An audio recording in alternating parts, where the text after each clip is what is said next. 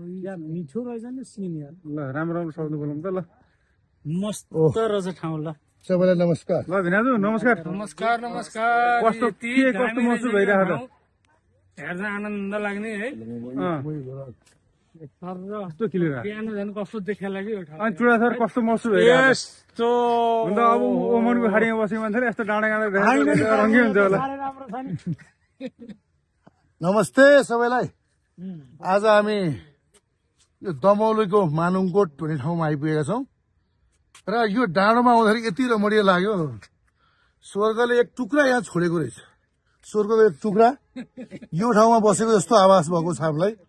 यस्तो डाँडोमा हेर्नुहोस्, हिमालको पुरै काखमा हिमाल तल हामी माथि छौँ। अहिले हेर्दाखेरि दमौलीको बजार प्रष्ट देख्न सकिन्छ।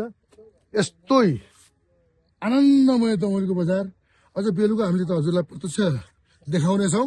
अहिले साँझको पिरियडमा यति मात्रै। हस्, नमस्ते।